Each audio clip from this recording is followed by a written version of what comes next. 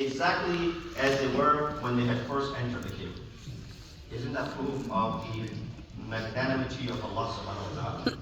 That how He kept these. You leave something for a day or two, see how it rottens, goes bad.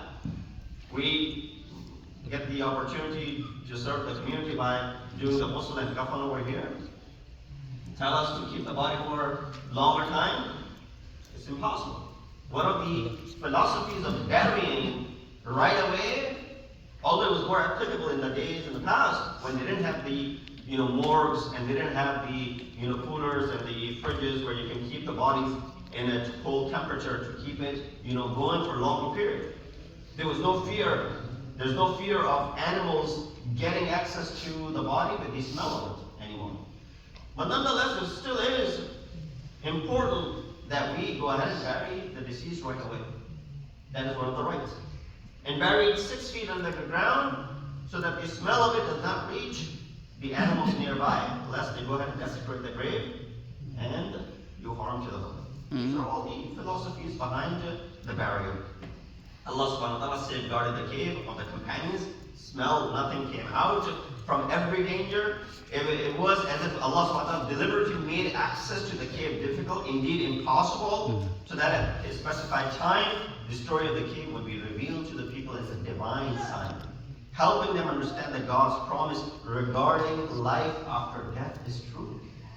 The way Allah subhanahu wa ta'ala said that you will live after you pass away in this world, there's life after that, that is true, thereby strengthening their certainty in resurrection. Through witnessing these signs, all doubts were removed, clearly manifesting the trust and the truthfulness of Allah's promise about the hereafter, that it is a place that will definitely come about, leaving no uncertainty regarding the day of judgment. If anything, the people, the story of Ashab-e-Kahf and the building upon them and the masjid upon them is only to strengthen our belief in Ma'ad and the resurrection, and not to go ahead and make us to be grave worshippers. This is sanctioned in the ayat of Quran. Now, you say, well, this was the kalam of the people of that time. Divinely inspired, the Mufassirin mentioned. It was the kalam of the ordinary people of that time who got together, said, we'll do this, one group said this, and the other group said, let's build a masjid. But ayat of Quran could have easily condemned it afterward. When mentioned, that one group said do this, the other group said let's take it to be a masjid. The very next ayat, or later on in the story, as many stories in Quran, you find the story of Musa in Surah Al-Imran, in Surah Baqarah, in Surah Qasas, in Surah Taha, all over the place. Surah Ashab-e-Kahf also, the story is not just limited to the story in the chapter number 18 of Quran, it's all over the place.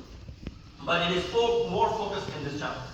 Allah subhanahu wa ta'ala at another place in Quran could have said, their suggestion to build a masjid on top of that was abominable act, haram, forbidden.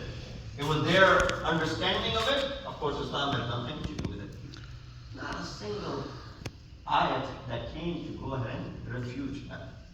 Even if it was just a suggestion by the people of that time, who, of course, not Muslims. Islam hadn't arrived yet, but divinely inspired people. They believed in monotheism. They believed in one God. They believed in worshiping one God. They believed in Qiyamah. They were inspired to go ahead and say, what? Let's go ahead and build a masjid on top of it. So the prohibition of turning graves into mosques from the perspective of the Ahl-e-Sunnah scholars. Some scholars have stated, such as Ibn Hajar, that it is strongly forbidden turning graves into masajid. In his work, Al-Zawajir, he considers this act to be a major sin. His reasoning for classifying it as a major sin is the presence of authentic traditions, ahadith, that are found in the books of ahadith. For example, he quotes these 3 ahadith: لَعَنَ رَسُولُ اللَّهِ زَائِرَاتِ الْقُرُوبِ وَالْمُتَّخِذِينَ عَلَيْهِ الْمَسَاجِدِ وَالسُّرُجِ. The Messenger of Allah cursed who frequently visited the graves, and those who built mosques upon them, placed lamps on them. Hadith in one of these Sahih. And the side reported the Prophet said, إِنَّ أُولَٰئِكَ إِذَا كَانَ فِيهِمْ الرَّجُلُ الصَّالِحُ فَمَاتَ بَنُوا عَلَىٰ قَبْرِهِ مَسْجِدًا وَصَوَّرُوا تِلْكَ الصُّوَرَ أُولَٰئِكَ شِرَارُ الْخَلْقِ عِندَ اللَّهِ يَوْمَ الْقِيَامَةِ. When a righteous man among them died, they built a mosque over his grave and decorated with images. They were the worst of creatures in the sight of Allah in the resurrection. This is the sign. Similar tradition in books like Ahmad ibn Hanbal's or Tabarani's. It says, "Inna min shirar al-nas man tadrakuhu as-sa'a wa hum ahya'un man yattakhidhu al-qubur masajid." Among the worst of the people are those upon whom the hour comes while they're alive, and those who take graves as masajid. And of course, this is very clear. There isn't any ambiguity in these ahadith. So what does he go ahead and what is his duty? To go ahead and give a fatwa against it. These reports are used by certain Sunni scholars to emphasize the prohibition and to warn against the practices that may lead to grave worship and innovations in religious practices. He, Ibn Hajar, concludes